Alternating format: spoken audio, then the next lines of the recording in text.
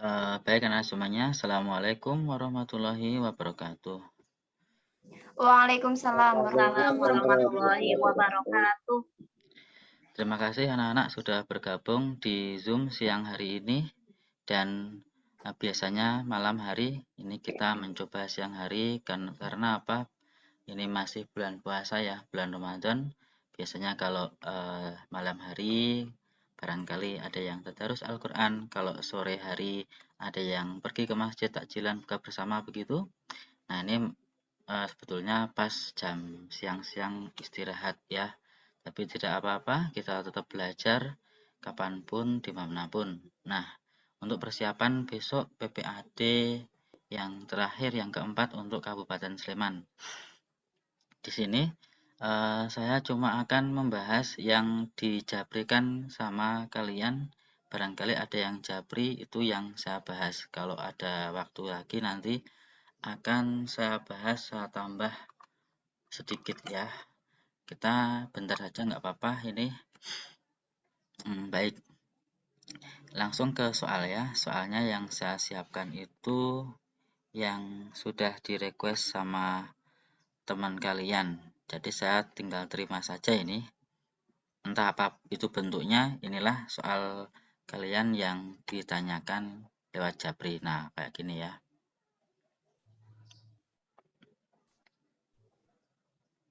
Sudah kelihatan soalnya ada gambar orang di atas?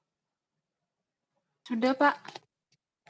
Baik, kalau sudah kelihatan, bagi yang merasa sudah bisa, tidak apa-apa, di-skip aja nanti ya ini, didengerin aja. Kalau yang belum bisa ya diperhatikan. Oke, sudah saya rekam belum ya tadi itu? Sebentar. Saya rekam dulu ya.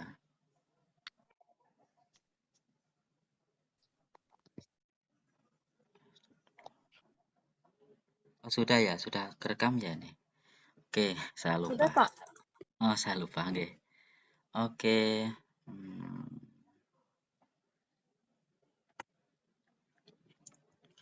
Ini soal nomor 1 tentang masih energi kinetik dan energi potensial ya. Saya ambil penanya dulu.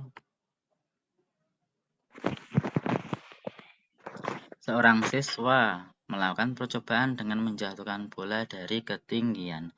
Perbandingan antara energi kinetik dan energi potensial pada titik C. Ini titik C-nya di sini. Jadi yang ditanyakan adalah energi kinetik dibanding energi potensial. Kalau sudah ada ketinggian sekian meter, pasti untuk menghitung energi potensial kan sudah nggak masalah gitu kan ya. Nah, yang ditanyakan biasanya energi kinetiknya itu yang mana, yang pada masih kesulitan. Tapi kalau sudah bisa, karena ini sudah sering keluar ya nggak apa-apa ya. Jadi kalau misalnya ini yang kita butuhkan adalah dari titik A dan titik C saja yang kita lihat ya. Berarti ingat energi mekanik di setiap titik itu sama. Jadi EMA itu sama dengan EM di C.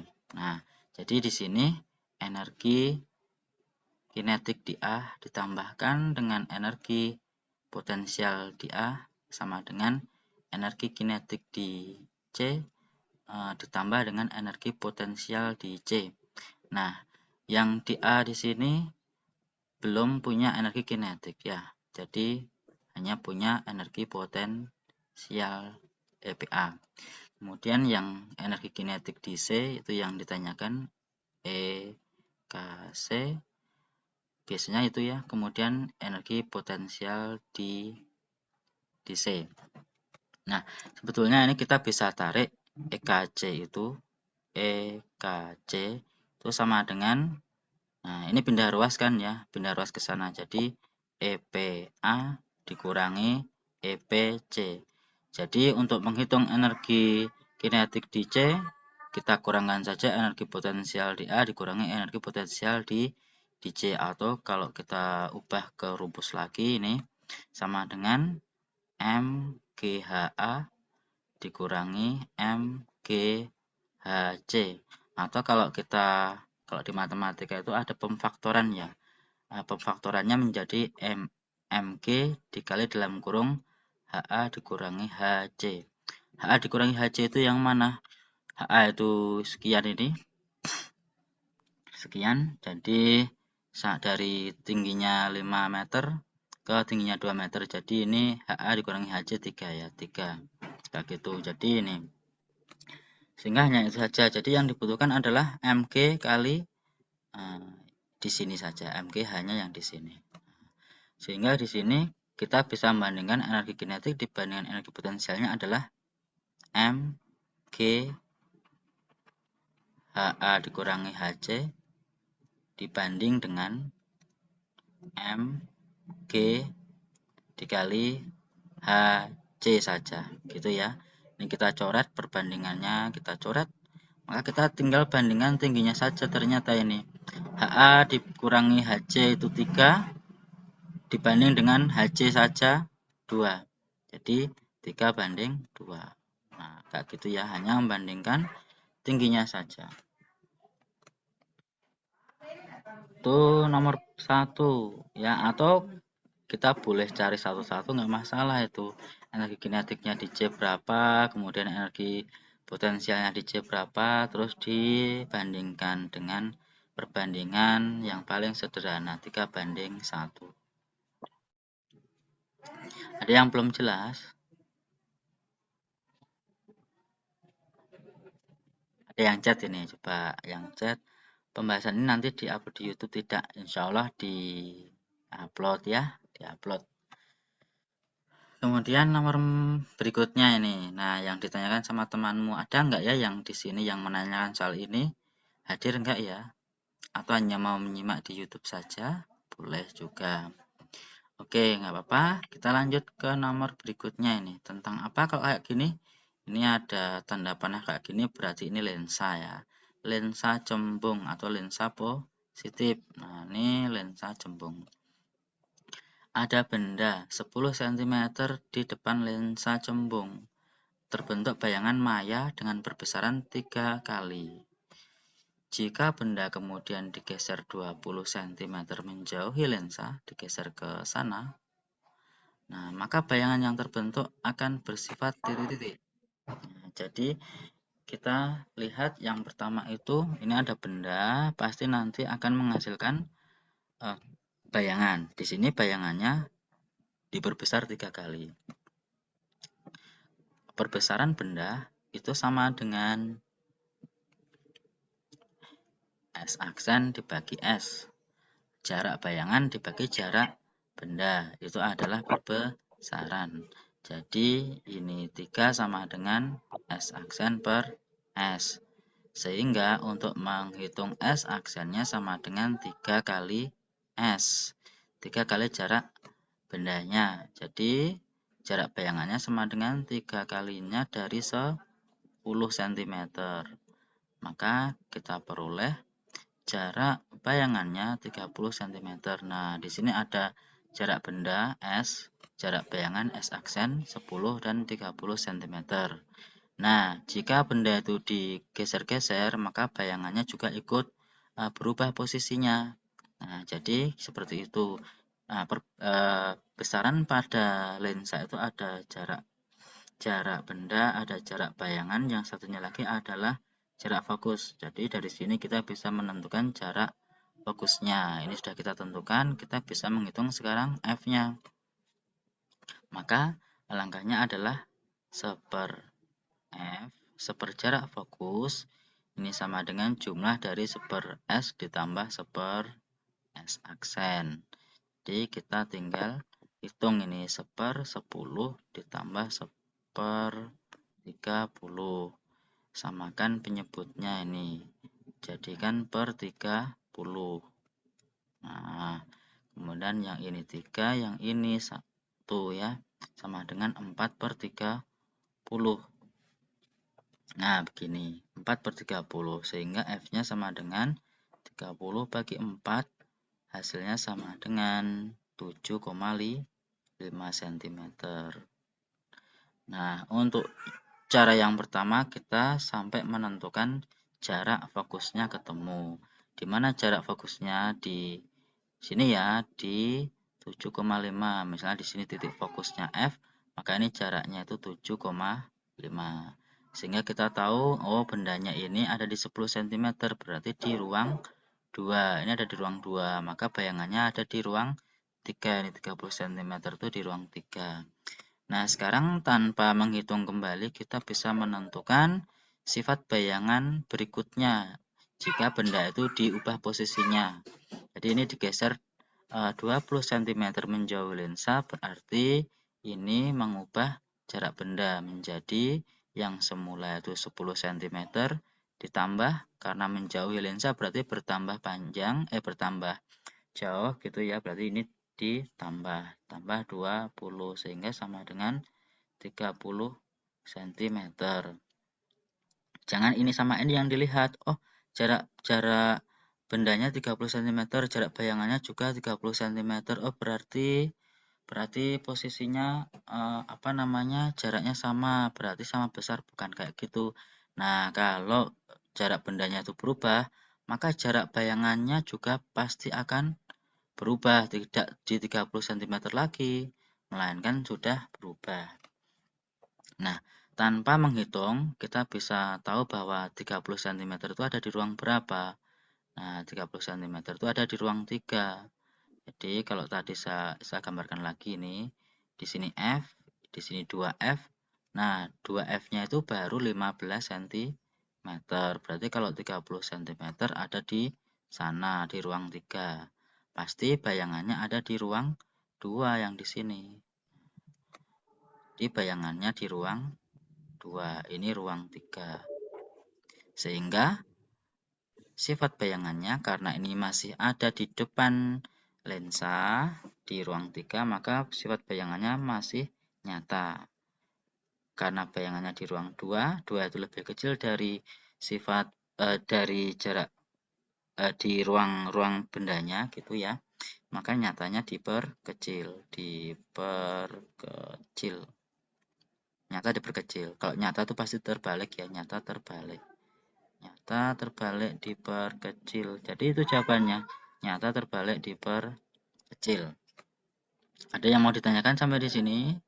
Atau dihitung lagi kayak tadi boleh. Kita hitung apa? Jarak ininya, jarak bayangannya berapa begitu. Kalau jarak bendanya 30, jarak bayangannya berapa? Tinggal dipasang ini sebetulnya ya, tinggal dipasang. Boleh. Saya ganti penanya. Misal mau dihitung nih, berapa sih jarak bayangannya sekarang? Maka sama seperti tadi. Ini diketahui S-nya 30, F-nya tetap 7,5. Maka dari sini kita bisa peroleh mencari jarak bayangannya. 1/S aksen sama dengan 1/F dikurangi 1/S. Sama dengan 1/7,5 dikurangi 1/30.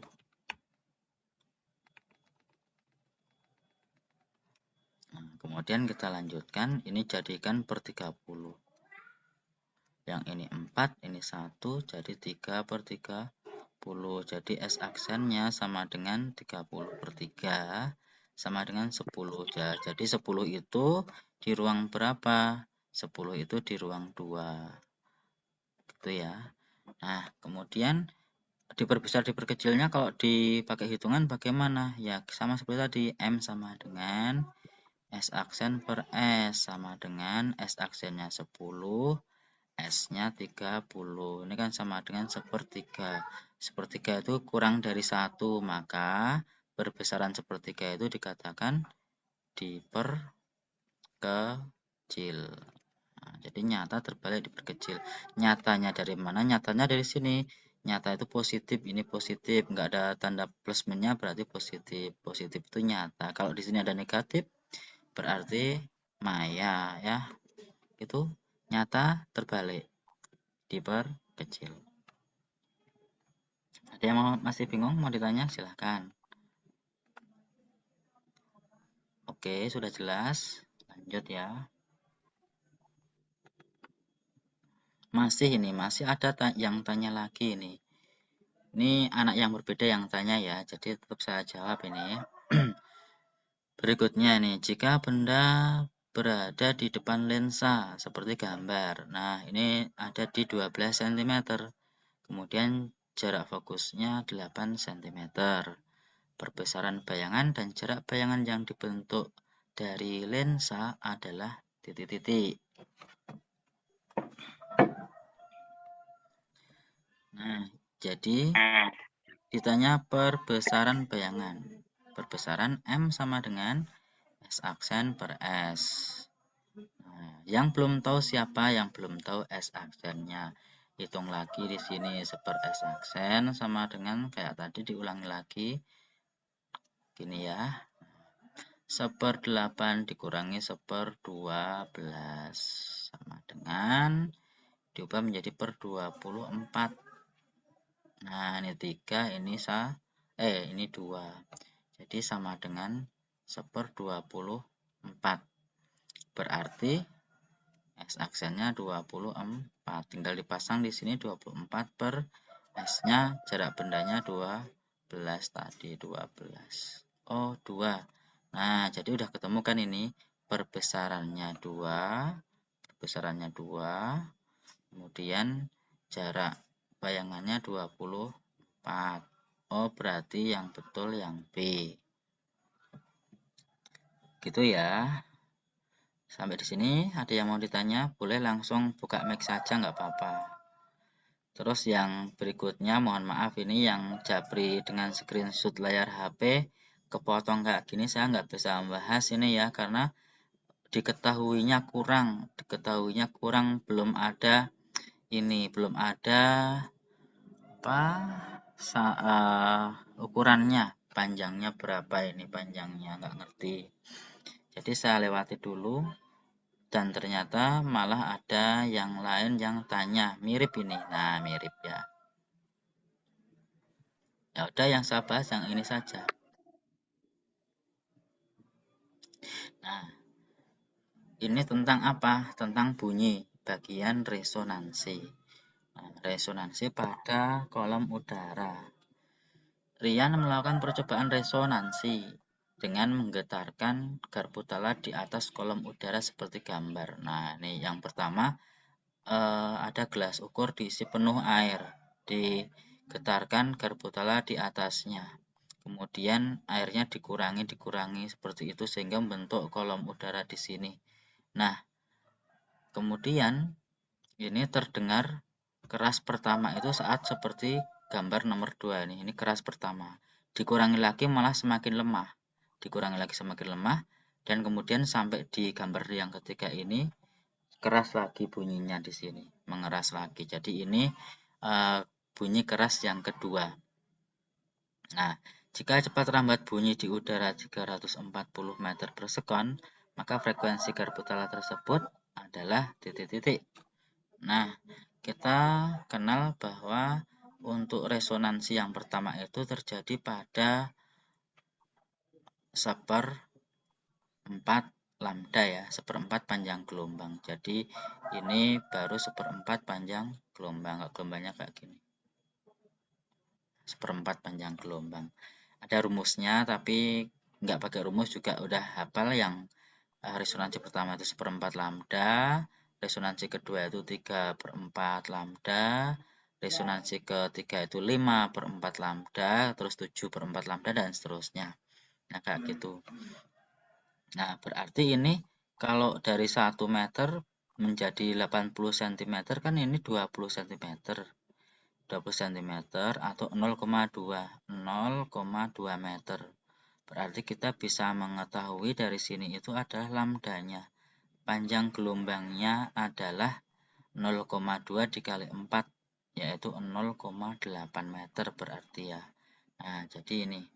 Kemudian kalau cepat lambatnya itu V 340, maka frekuensi, nah kita masukkan ke rumus saja, V sama dengan lambda kali frekuensi. Nah, berarti kalau yang dicari adalah frekuensi sama dengan V dibagi lambdanya. Nah, V-nya 34. dibagi dengan lambdanya yaitu 0,8 meter, 0,8 meter, maka hasilnya sama dengan, tinggal dibagi nih, dibagi 3400 bagi 8. Oke, ketemunya 425. 425 hash ya. Kayak gitu. Gampang kan ya? Gampang, tapi biasanya ini belum tentu keluar juga ya. Tapi kemarin ada tentang resonansi ini yang BPAD DI itu ada tentang resonansi. Siapa tahu ini yang resonansi ini juga keluar lagi. Kalau enggak ya berarti soal bunyi itu yang seperti yang kemarin lagi tentang kedalaman laut atau jarak tebing begitu. Ini masih ada yang tanya lagi ini. Nah, kalau seperti ini masih pada bingung apa enggak ya? Tadi kan sudah nih.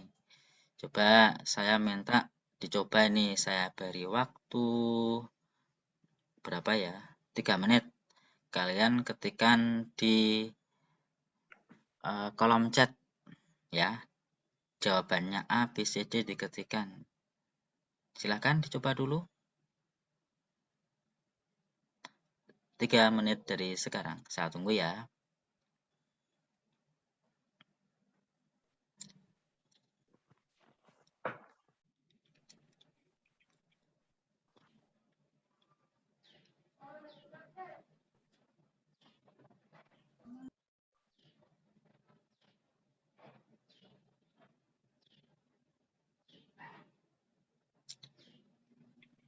Halo, pada mengerjakan tidak ya?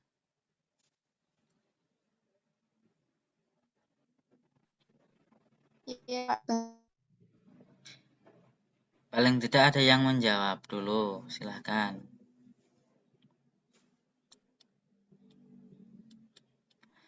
Karena ini yang pada tanya kok banyak yang tentang lensa, cermin, begitu. Ini lensa tadi juga lensa. Berarti pokok bahasan kita kebanyakan lensa ini hari ini ya.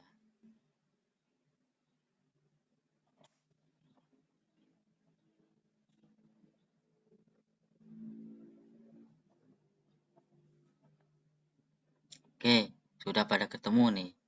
B bukan B. Ada yang lain?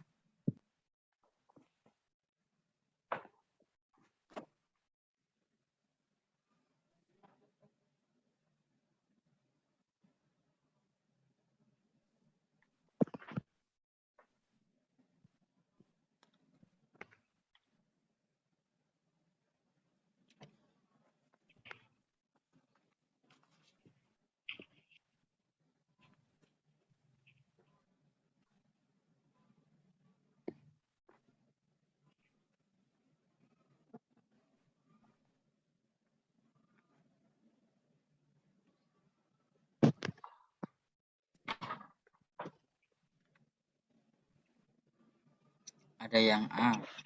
Oke, beda tuh. Ada yang C. Oke, loh. Kok masih beda-beda ini? Yang B 1, 2, 3. Yang C 1. Yang A 2.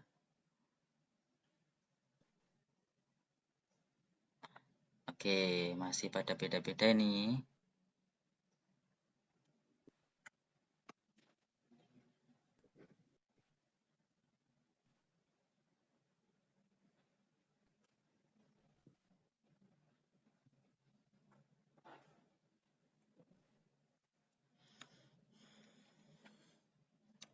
B, B.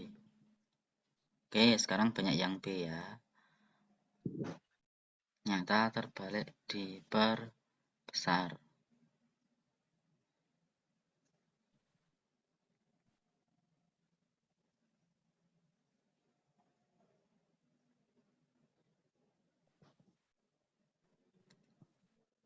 Oke, waktunya habis. Sudah 3 menit berlalu. Nah, kita cek ya. Kita bisa langsung ini cari F-nya dengan cara mengalihkan jarak bayangan dengan jarak bendanya. Jarak benda kali jarak bayangan per jarak benda tambah jarak bayangan juga boleh. Nah, dari 600 dibagi 50 ketemunya 12. Siapa yang ketemunya jarak fokusnya 12? Oke, 12 ya. Oke, tinggal digambar aja seret. Ini di sini 12. Nah, sekarang ini digeser mendekati lensa jauh 10. Jadi ini digeser menjadi dikurangi 10 kan ya. Maaf, mendekati lensa benar ya, benar. Jadi 20. 20 itu di ruang berapa? Nah, kalau di sini F-nya itu 12, 2F-nya berarti 12 lagi, berarti 24. Nah, berarti kalau 20 itu ada di sini, masih ada di ruang 2. Jadi sekarang bendanya ada di ruang 2. Maka nanti bayangannya ada di ruang 3. Ingat kalau dijumlah sama dengan 5. Berarti ini lebih besar dari ini kan ya. Jadi diperbesar. Oke, nyata terbalik diperbesar. Oke, B yang betul ya. Jadi yang tadi jawab A sama C, berarti hanya kurang teliti barangkali. Oke. Kenapa Mas kok Hello itu siapa ya Hello? Kenapa Mas Hello? Kok jawabnya saya? Nah, kita lanjutkan berikutnya. Nah, siapa yang tanya ini kemarin? Sebuah benda dengan massa 5 kg digunakan untuk menguji ketahanan jatuh keramik seperti pada infografis berikut. Nah, lihat nih. A dijatuhkan ke keramik. Nah, dilihat di sini jarak katrolnya. Oke, gimana apa itu? Yang dilihat yang A di sini saja ya. Yang A itu tingginya nih 60 tambah 40 berarti tingginya A berapa? 100 cm. 100. Yang B tingginya berapa? 40 cm. Nah, dari sini ya, nih. Kemudian dilihat pernyataannya. 1. Energi potensial benda bertambah 20 Joule ketika berubah posisi dari A ke B. Salah apa benar? Energi potensial bertambah apa berkurang dari A ke B? Coba diketikkan di kolom chat. Dari A ke B, dari posisi A ke posisi B, energi potensialnya bertambah. Benar apa salah? Coba. Benar apa salah? Ketikan. Oke, berkurang. Salah. Salah ya? Oke, bagus. Salah, berarti nggak usah dipilih ya nih. Nggak usah dikerjakan juga nggak apa-apa nih. Karena ini bertambah. Nah, semakin ke bawah posisinya, ini berkurang energi potensialnya karena berkaitan dengan ketinggian. Hanya berkurang. Berarti, lihat yang kedua ini.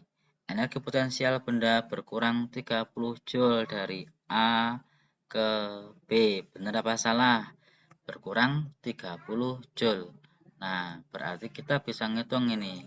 Energi potensialnya A, kemudian energi potensialnya B berapa? Ini tadi masanya 5 kg, 5, gravitasinya 10.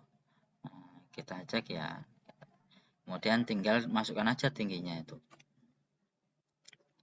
Energi potensial saat di A. Massa kali gravitasi kali ketinggiannya 100 cm, 1 meter. Sama dengan 50 Joule. Nah, kemudian ke B, energi potensial saat di B, massa kali gravitasi dikali ketinggiannya 40 cm atau 0,4.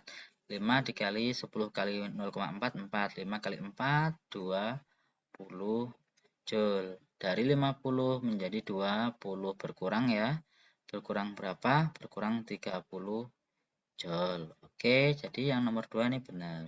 Nah, 2 betul. Oke, berarti udah ketemu itu jawabannya C, 2, dan 4. Karena satu salah, 2-nya benar, yang ini yang ada 2-nya temannya salah, ya 2 temannya sama 4. Kalau mau dicek boleh, energi mekanik benda berkurang, energi mekanik kok berkurang, salah ya, salah. Energi mekaniknya selalu tetap, dari A ke B pun tetap, jadi energi mekanik itu bernilai sama. Oke, betulnya yang nomor 4, 2 dan 4, C. Ada yang menanyakan ini kemarin, sudah jelas apa belum ya? Ya, semoga yang menanyakan sudah jelas. Sudah dapat berapa soal itu tadi?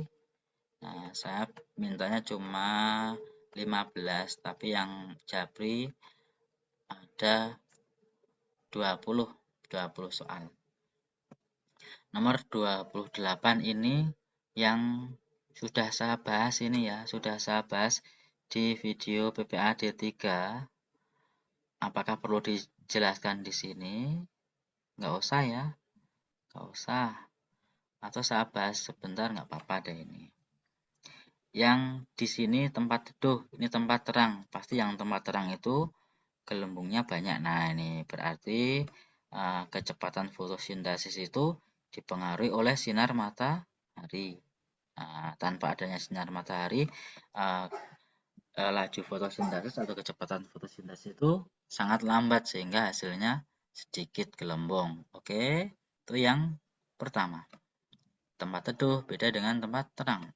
Kemudian yang kedua nih, A sama B. Bisa membandingkan yang di sini atau yang C sama D saja. Salah satu saja. Apa bedanya itu? Ada yang B dan D itu ada ditambah NaHCO3. Natrium bikarbonat atau kita kenal dengan soda kue. Soda kue. Kalau ini dilarutkan ke dalam air, maka akan membentuk Na+ dan HCO3-. Nah, HCO3- itu nanti akan stabil menjadi CO2 plus H2O. Jadi CO2-nya adalah karbon dioksida yang terlarut di dalam air. Jadi di sini ada CO2, di mana CO2 itu dipakai untuk proses fotosintesis, bahan untuk fotosintesis. Kalau bahannya banyak, pasti nanti hasilnya produknya juga lebih banyak. Kalau yang ini hanya gelembungnya 1, ini gelembungnya ada lebih dari itu. Sama dengan yang ini gelembungnya sekian, maka yang ini lebih banyak karena CO2 yang ada lebih banyak. Begitu ya, karena adanya NaHCO3. Jadi adanya CO2 yang terlarut di dalam air. Jadi supaya lebih cepat, lebih banyak hasil fotosintesisnya, ditambahkan NaHCO3.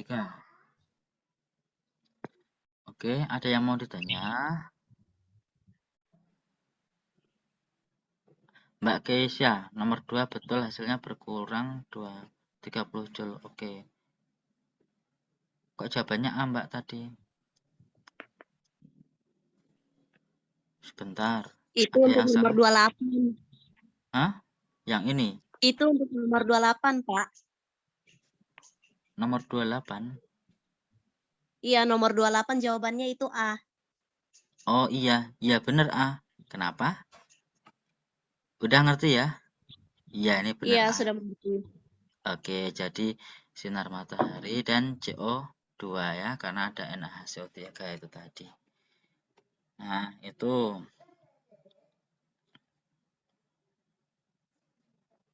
Berikutnya, nah nih ada getaran pegas. Dilihat bisa saja bandul atau pegas untuk menghasilkan getaran. Biasanya pada soal seperti itu. Nah, yang ditanyakan ini ada pegas. Pegas posisi A, ini posisi A di sini. Tak ganti dulu ininya, ini merah aja. Saat di A, kemudian tarik ke posisi C. Nah, sehingga bandulnya akan bergetar A, B, C, B, A, B, C, begitu ya. Ke atas, ke bawah, ke atas, ke bawah, begitu. Nah, sehingga terbentuk ini B, A, B, C, B, A, B. BAB dari sini B, kemudian A ke B ke C ke B ke A ke B lagi. Posisi akhirnya di B dalam waktu 3 sekon. Maka frekuensi dan periodenya adalah titik-titik. Coba nih saya minta dibantu berapa frekuensinya. Saya minta ditulis di kolom chat ya. Barangkali ada yang sudah tahu. Kalau sudah ada yang banyak tahu, bagus. Silakan dicoba berapa frekuensinya.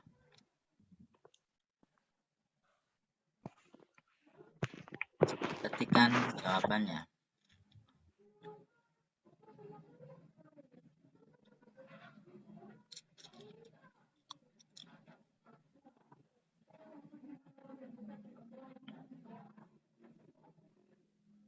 Oke, Mbak Nana, Mas Rangga sudah jawab. Terus ada Mbak Kesha sudah jawab.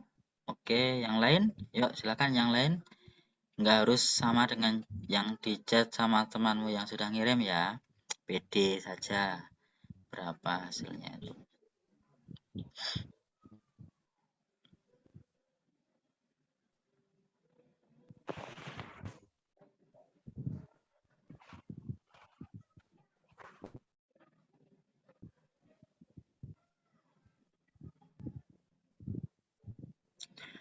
Mas Rangga tanya, pakai 1/S bisa atau Pak itu frekuensinya? Nah, frekuensinya bisa, tapi S-nya itu apa, Mas? S-nya itu apakah langsung ke sekon ini? Oke, bukan ya. Bukan 1/S, tapi 1/T boleh. Nah, kalau mau cari frekuensi boleh pakai yang 1/T boleh, tapi T itu adalah periode ya. Jadi frekuensi 1/periode boleh. Berarti kalau pakai yang rumus ini, maka kamu harus tentukan dulu yang T-nya, baru ketemu F-nya. T-nya berapa?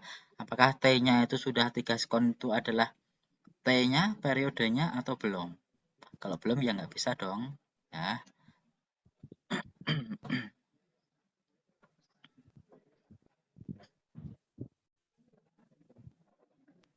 Yang lain ketikan sudah ketemu apa belum? Kalau belum tahu boleh silahkan ketikan belum gitu aja yang belum tahu. Kalau udah tahu diketikan berapa? Belum.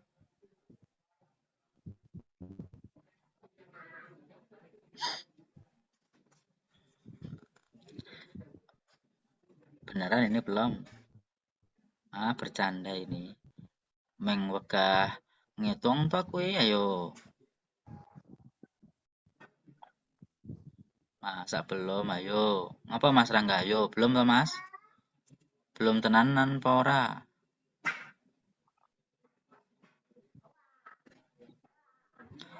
AFK itu apa Mas Fatan?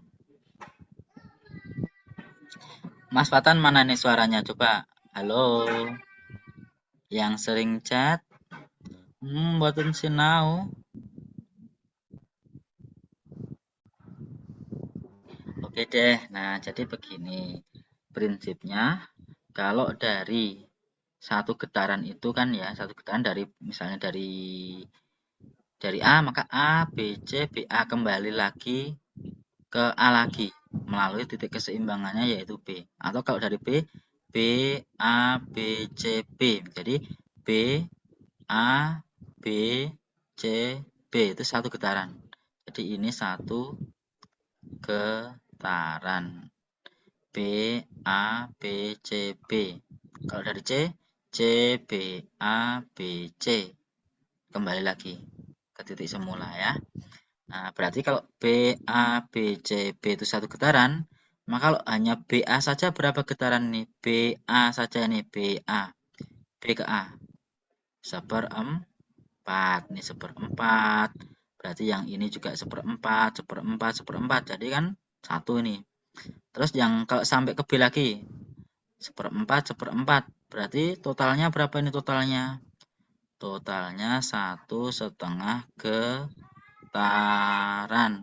Nah, jadi yang ditulis di sini dari BABC BAB itu adalah 1,5 getaran terjadi dalam waktu ini getarannya itu sebagai N-nya 1,5 dan T-nya 3 sekon.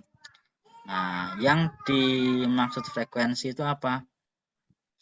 Frekuensi itu banyak getaran tiap detik. Banyaknya getaran dalam 1 detik. Kalau dirumuskan F sama dengan Fanta. Fn per T. Fanta. N-nya 1,5. T-nya 3. 1,5 bagi 3 1/2.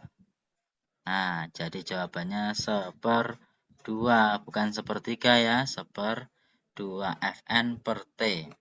Nah, kebalikannya kalau periode T, periode titin. Nah, titin TT per N, waktu 1 getaran. Waktu 1 getaran, kalau 1,5 getaran itu waktunya 3, maka kalau 1 getaran waktunya berapa? Waktunya 2 atau T per N, T-nya 3, N-nya 1,5.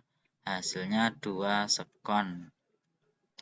Nah, atau kalau sudah sampai di sini udah ketemu 1,5, maka mencari T-nya, T sama dengan 1/F.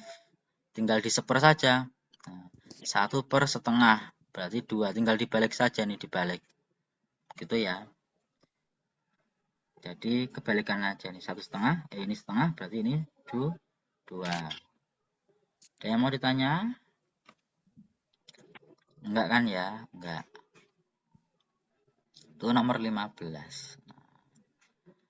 Berikutnya ini nomor 16. Salah nggak apa-apa. Yang salah dimaklumi. Sekarang harusnya udah ngerti ya. Lanjut, nomor berikutnya ini ada gambar perbandingan kecepatan gelombang A dan B adalah titik-titik. Nah, saya berterima kasih nih kepada anak-anak yang nge-share, yang tanya soal ini, membuat temanmu jadi lebih tahu. Jadi harapannya kalian saling share soal, maka ada yang jawab. Jadi bisa menolong membantu temannya, gitu ya. Perbandingan kecepatan gelombang A dan B adalah gelombang A mana nih? Gelombang A yang ini. Yang bedanya apa tuh gelombang A dan B ini? Bedanya apa? Coba saya pengen tahu jawabanmu. Beda dari gelombang A dan gelombang B itu perbedaannya apa? Perbedaannya apa? Ketikkan di kolom chat. Bedanya apa? Dilihat. Jaraknya. Gelombang A lebih panjang. Gelombang A lebih besar. Gelombang lucu ini kalian itu ya. Bentuknya si A rodok gede. Si B luwih cilik. Sapa iki Mas Rangga iki ora ngono kuwi. Perbedaan jumlah gelombangnya. Oke, gelombang A lebih besar, gelombang B lebih kecil. Banyaknya gelombang. Waktu untuk menempuh satu gelombang. Oke, panjang gelombangnya bagus. Ini siapa ya yang nggak ada namanya, masa Infinix ada merek HP-nya. Nah, jadi yang berbeda panjang gelombangnya. Nah, sebetulnya ini udah langsung kita jawab ya. Perbandingan kecepatannya ya 1:1. Kenapa? Ini sampai di sini dengan jarak tempuh yang sama, butuh waktu yang sama juga ya. Butuh waktu yang sama yaitu 12 sekon. Nah, jadi ini kecepatannya itu sama. Kecepatan itu kalau ada panjang gelombang, kemudian ini ada apa ini? Periode ya, berarti lambda per T. Nanti hasilnya sama, yang bedakan adalah lambdanya dan T-nya. Jadi dua gelombang itu yang bedakan, yang pertama panjang gelombangnya. Jadi kalau saya lihat yang ini itu yang gelombang B. Yang gelombang B diketahui ini panjang gelombangnya. Saya bahas yang B dulu ya, yang B. Maka V-nya sama dengan panjang gelombangnya ini 12 cm. 12 cm. Nih, saya gambarkan yang merah. Nah, ini yang yang gelombang B. Nah, gelombang B ya. Tak beri warna merah. Yang kata kalian kecil gitu ya. Kecil ke apa? Nah, ini ada berapa gelombang ini? 1, 2, 3, 4. 4 gelombang terbentuk dalam waktu 4 gelombang terbentuk dalam waktu 12 sekon.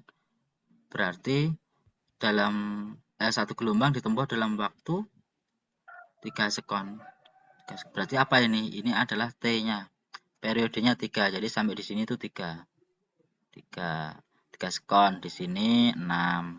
Di sini 9. Baru sampai di sini 12.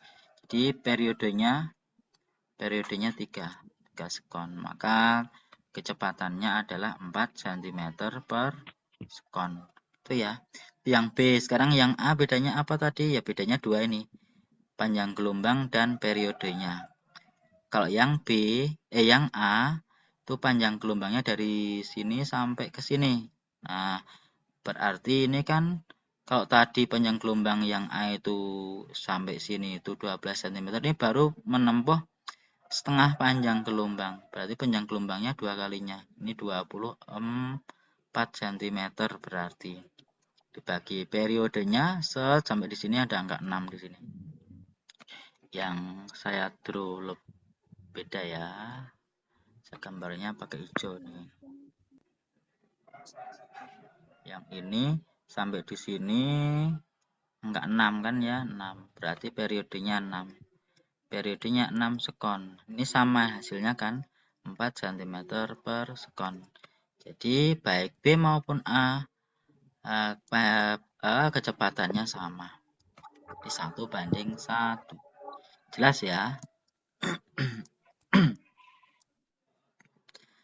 Nah, berikutnya ini agak blur. Saya kecilkan, saya gedekan tetap blur. Nih, screenshot kurang bagus ini. Apalagi yang bawahnya ini.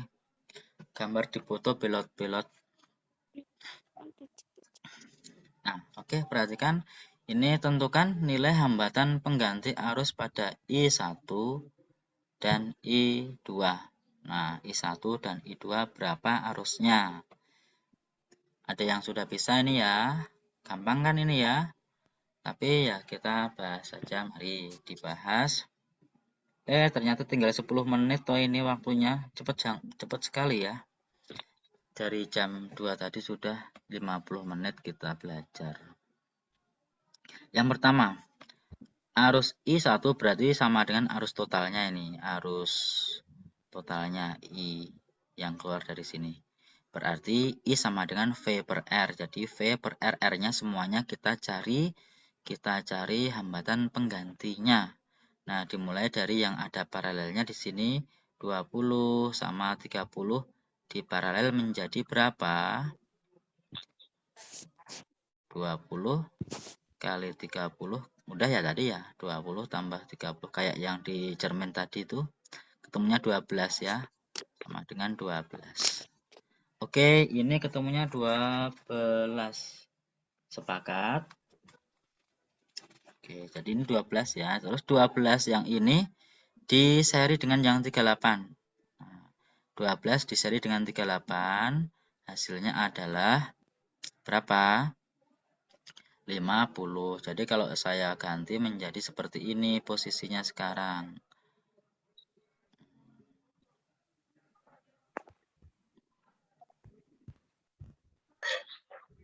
Yang ini menggantikan R1, R2, R3. Ini adalah R pengganti 1, 2, 3 adalah 50 ohm. Dan yang ini R, ini saya ganti R4 ya, karena tiganya ada 2, R4, ini R4, ini 12,5, ini 50, ini 12,5. Nah, sekarang dari ini diparalel, ini 50 dengan 12,5 diparalel. Jadi, boleh dikalikan kayak gini, tapi ada komanya ini, ya udah diseper aja ya, seper. R paralel sama dengan seper 50 ditambah seper 12,5 diubah ke per 50. Ini 1, ini 4. Ditambahkan 5 per 50. Jadi R paralelnya sama dengan R totalnya, hambatan pengganti totalnya adalah 50 bagi 5 sama dengan 10 ohm. Nah, ini jadi 10 ohm ya. Terus baru kita bisa cari I1-nya. I1-nya sama dengan V per R totalnya. V-nya 25 volt dibagi R totalnya 10 ohm. 2,5 gitu ya, 2,5 ampere.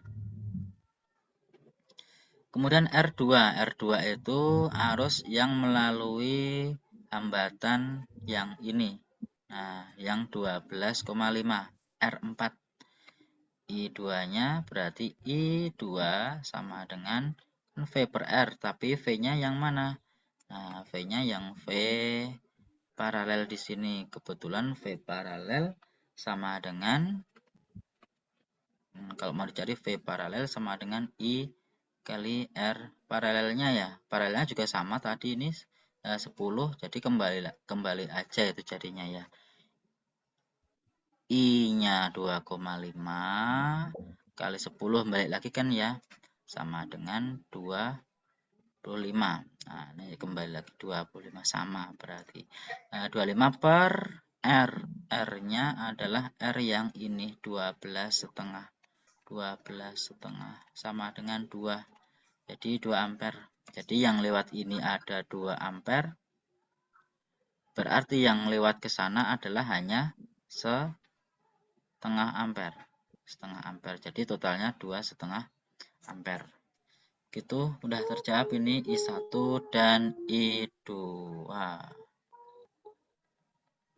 Oke, berikutnya. Tentara itu harus hitam.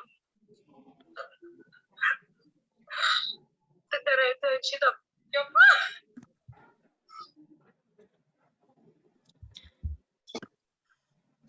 Halo, bisa dimengerti? Bisa, Pak. Ya. Ini yang ditanyakan sama temanmu, ada bola dengan massa 20 gram, tingginya 5 meter, memantul setinggi 3 meter, wing gitu ya. Jika Prasetyo ingin supaya pantulan bolanya lebih dari 3 meter, maka bola karet dan ketinggian yang dipilih adalah, kalau kalian logikanya ini, dengan energi. Karena berkaitan dengan ketinggian berarti energi potensial, kita pakai energi potensial saja. Dengan energi potensial, berapa ini? M kali G kali H. Masanya 20 gram. Kalau diubah ke kilogram, ya berarti 20 per 1000 ya. 20 per 1000 dikali 10 dikali ketinggiannya 5. Kalau saya coret begini, hasilnya 2 per 10 kali 5. Berapa? 1 ya. 1 joule. Nah, ini 1 joule. Maka supaya lebih dari 3 meter, maka pilihlah yang menghasilkan yang energinya itu lebih dari 1 joule begitu. Nanti memantulnya lebih dari 3 meter. Semakin besar energinya, maka semakin tinggi kan pantulannya ya. Jadi kalau ini kita hitung, supaya nggak diubah ke kilogram ya, yang ini tadi nggak usah dirubah, nggak apa-apa, hanya membandingkan angka-angkanya ya. Yang ini tak ganti 20 kali 10 kali 5 berarti 1000 gitu ya, 1000. Maka pilihlah yang lebih dari 1000. Nah, jadi yang ini kalau dikalikan 10. 10 kali 2, 20 kali ini 200. Dikalikan kali 10, 500. Dikalikan 40 kali 10, 400. Ini dikalikan kali 10, 5000. Nah, jadi yang gede DW kan yang D ini 5000. Ya sudah, yang kita pilih adalah yang energinya lebih besar dari energi yang diketahui yang tadi. Itu ya.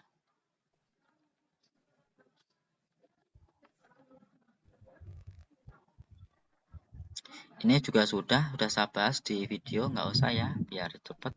Nah, ini sudah mendekati waktu asar. Nih, perhatikan. Kok pada tanya fisika semuanya ini? Adit melakukan percobaan pengukuran suhu menggunakan termometer tanpa skala untuk menentukan titik tetap atas dan titik tetap bawah. Nah, perhatikan ini. Jika zat pada gambar 3, nah, diukur menggunakan termometer Celcius, akan didapatkan hasil pengukuran. Hasil pengukurannya berapa? Jadi, ini S-nya diukur ternyata ini 5. 5 ya, 5. Airnya mendidih diukur berapa ini? 55. Jadi, termometer ini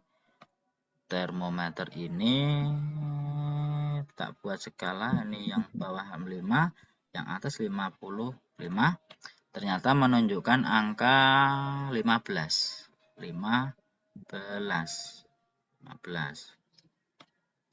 Kemudian kalau diukur menggunakan Celcius itu tak garis ini 100, yang bawah 0. Di sini berapa? X.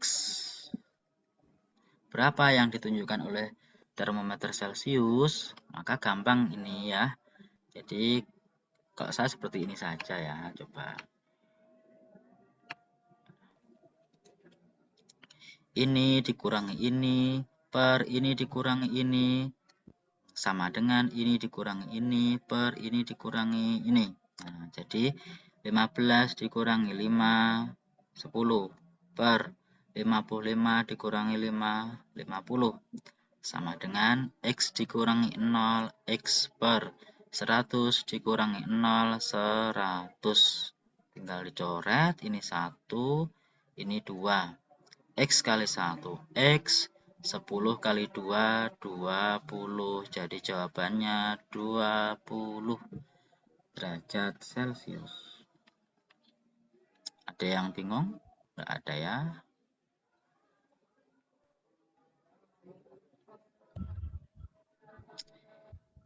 Ini uji makanan. Nah, perhatikan kelompok Rafflesia melakukan praktikum uji makanan dan memperoleh data warna makanan sebelum dan sesudah dideteksi Lugol yang disajikan dalam infografis gambar berikut ini ya. Jadi Lugol itu untuk menguji kandungan amilum atau karbohidrat ya.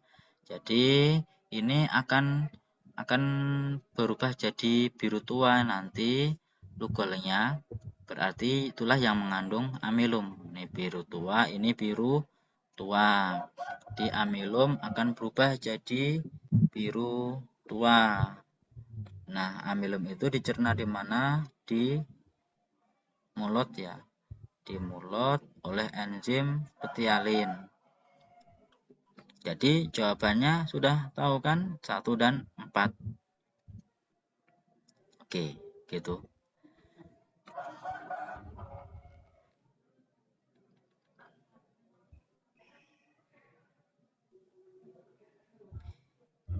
Berikutnya, pernyataan yang benar mengenai bagian yang ditunjuk adalah mana ini? 1. Berlangsung proses pencernaan amilum oleh enzim maltase.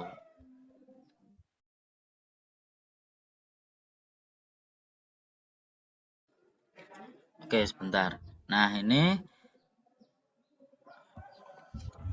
kurang tepat ya, kurang tepat. Nomor 2, berlangsung pencernaan protein oleh enzim erepsin. Nomor 2, salah ya, ini enzim pepsin. Kemudian yang nomor 3, berlangsung proses pencernaan protein oleh enzim pepsin. Oke, salah ya, salah. Jadi yang betul adalah yang D, lemak oleh enzim lipase ada di usus halus. Oke, begitu nanti tinggal diingat-ingat lagi aja di lambung dan di usus halus itu pencernaannya apa, oleh enzim apa. Terakhir ini ya, yang saya bahas terakhir yang di bawahnya itu yang tidak masuk dalam kisi-kisi nggak tak bahas ya. Terakhir ini. Nah, amar tentang jantung. Intinya begini, ya, kalau ada jantung, ada 4 ruang ya. Ini babi, bilik kanan, bilik kiri.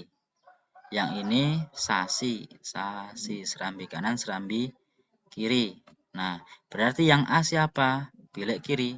Nah, yang A bilik kiri. Salah. Sementara betul. Nah, fungsinya apa? Memompa darah apa menerima darah?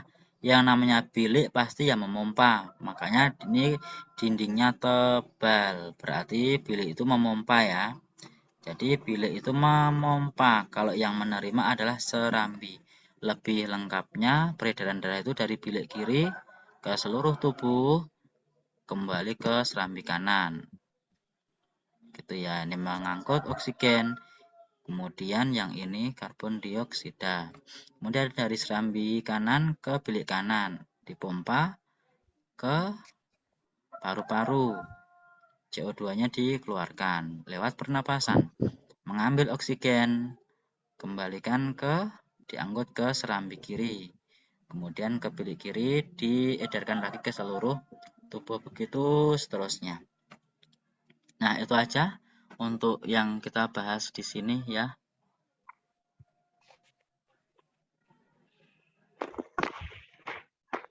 Ada yang mau ditanyakan? Silahkan. Ada nggak terakhir ini?